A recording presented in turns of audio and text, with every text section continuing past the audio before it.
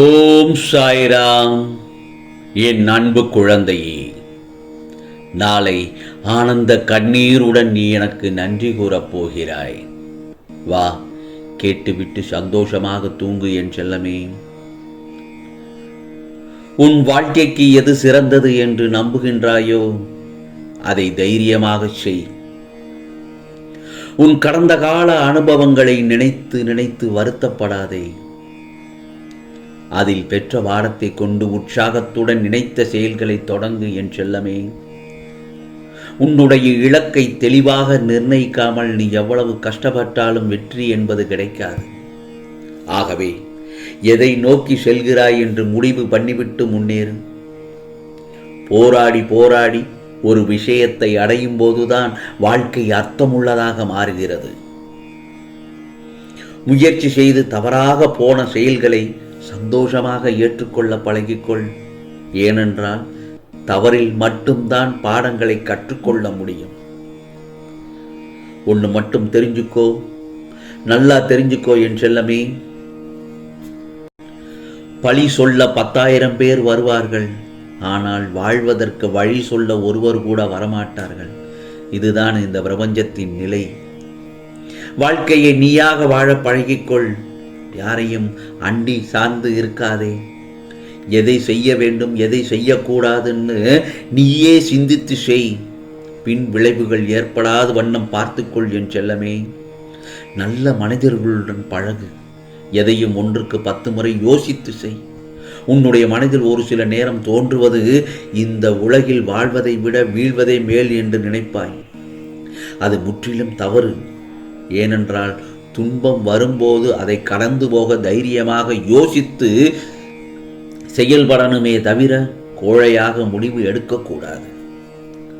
கவலைப்படாதே, உனக்கு நல்ல நேரம் வந்துவிட்டது என் செல்லமே.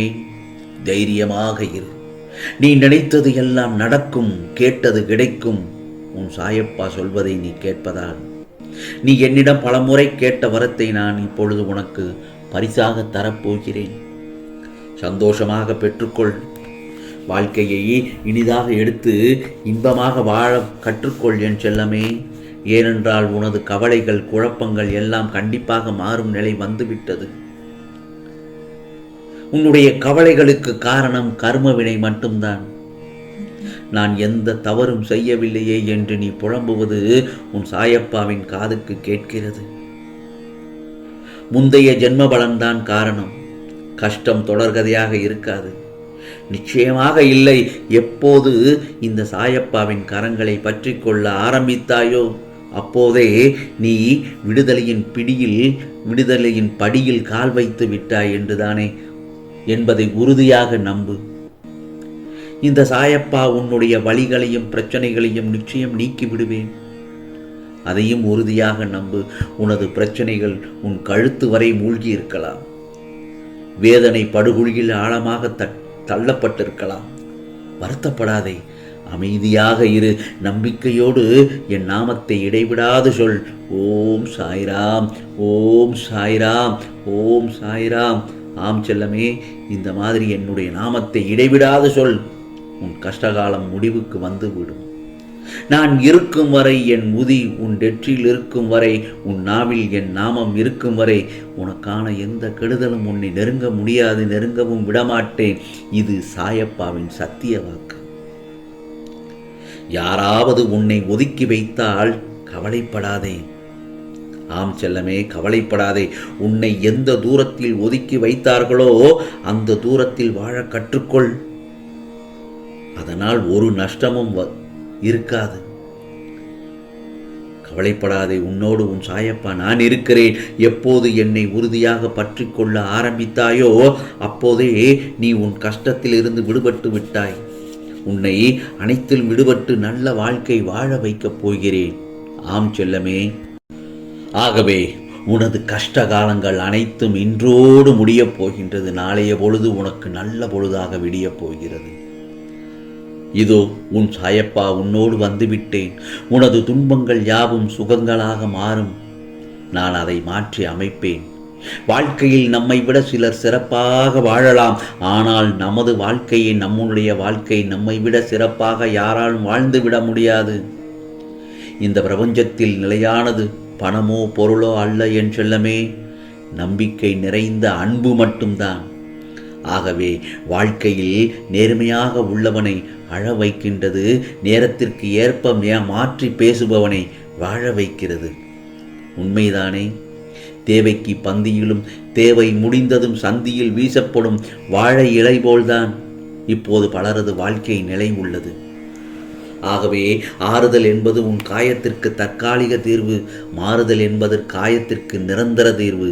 ஆகவே எந்த இடத்தில் உன்னை வேண்டாம் என்று ஒதுக்கி வைக்கிறார்களோ அதே இடத்தில் இறைவன் உன் சாயப்பா உன்னை செதுக்கி உயர்த்தி வைப்பேன். ஆம் செல்லமே, தாய்க்கு தெரியும் உனக்கு எப்போது என்ன கொடுக்க வேண்டும் என்று. அதை போலத்தான் படைத்த உன் சாயப்பாவுக்கு நன்றாக தெரியும் உனக்கு எப்போது என்ன கொடுக்க வேண்டும் என்று.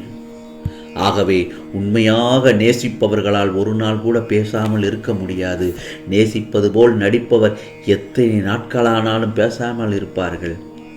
அளவுக்கு அதிகமாக பேசி காயப்பட்ட பின்பு தான் யாரிடமும் பேச வேண்டாம் என்ற மனநிலை வருகிறது உனக்கு. அவர்கள் இப்படி சொன்னார்கள், இவர்கள் அப்படி சொன்னார்கள் என்று கவலைப்பட்டு கொண்டே இருந்தால் உன் வாழ்வில் மகிழ்ச்சி என்ற பேச்சுக்கு இடமே இருக்காது. உனக்கு திறமை உண்டோ இல்லையோ, தன்னம்பிக்கையும் விடாமுயற்சியும் மனத்துணிவும் இருந்தாலே போதும், உன்னால் எதையும் சாதிக்க முடியும். பிறருக்காக இரக்கப்படுவதில் தவறில்லை என் செல்லமே. ஆனால் நாம் ஆடாய் இருக்கும் பட்சத்தில் ஓநாய்க்காக வருந்துவது என்பது முட்டாள்தனம். தூக்கி விட்டவர்களை என்றும் மறந்து விடாதே. தூக்கி போட்டவர்களில் கனவில் கூட நினைக்காதே. நேற்று நடந்ததை கடந்து செல். இன்று நடந்ததை கற்றுக்கொள். நாளை நடப்பதை எதிர்கொள். நடந்ததை, இழந்ததை, துரோகம் இழைத்தவர்களை எண்ணி வருத்தப்படாதே. அது உன்னை மீள விடாது. அவற்றை எல்லாம் சாயப்பாவிடம் விட்டுவிடு. அது ஒரு முடிவுக்கு நிச்சயமாக வரும். உன் மனதை போட்டு குழப்பும் பிரச்சனைகள் விரைவில் சரியாகிவிடும். ஆம் செல்லமே, அதிசயம், அற்புதம் நடக்கும். நீ மகிழ்ச்சியுடன் வாழ்வாய். யாரெல்லாம் நம்மோடு இருப்பார்கள், விலகுவார்கள் என்று காலம் முடிவு செய்வதில்லையே. அவர்களின் வார்த்தையும் நடத்தையும் தான் முடிவு செய்கிறது. பொய் என்ற கவசம் அதனை காக்கும் என்று நம்புகின்றனர். அதை உண்மை என்னும் ஆத்திரம் உடைத்தெறிந்துவிடும்.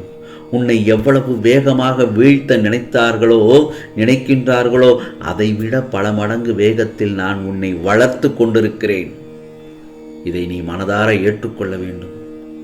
பொறுமை, அந்த பொறுமை பல நேரங்களில் நமக்கு நிச்சயமாக உதவும். கடவுளை நினைத்து கொண்டு ஒரு காரியம் நடக்க நினைப்பது கூட பொறுமைதான். எங்கு சென்றாலும் எப்போதும் பொறுமையாக இருந்து கடவுளை மனதில் நினைத்து வந்தாலே போதும், உனக்கு தேவையானது அனைத்தும் நிச்சயமாக கையில் கிடைக்கும். மண்ணோடு மறையும் போது கையோடு கொண்டு செல்ல ஏதும் இல்லை. ஆதலால் வாழும் வரை நன்மை செய்து வாழ வேண்டும். நமக்கு நெருக்கமானவர்களுக்கு மட்டுமே தெரியும் நம்மை எங்கே அடித்தால் வலிக்கும் என்று. ஆகையால் எந்த ஒரு நேரத்திலும் எதிலும் கவனம் வேண்டும் என் செல்லமே. சந்தர்ப்பத்தை எப்போதும் கைவிட வேண்டாம். அது வெற்றியை தரலாம், இல்லை என்றால் அனுபவத்தை தரலாம். உன் வாழ்க்கை செம்மையாக இருக்கும். அந்த பாதையில் உனக்கான வழியாய் உன் சாயப்பா கண்டிப்பாக நான் உனக்கு துணையாக இருப்பேன். என்னுடைய பார்வை உன்னை பாதுகாக்கும். உன் வாழ்க்கையை மாற்றும். உனக்கு விமோசனம் கிடைக்கும். கவலைப்படாதே, மகிழ்ச்சியாக இரு. நாளைய பொழுது ஆனந்த கண்ணுடன் எனக்கு நன்றி சொல்ல ஓடோடி வருவாய். ஆம் செல்லமே, உனக்கான நாளை நல்ல பொழுதாக விடியும். நல்லதே நடக்கும், நல்லதே நடக்கும்.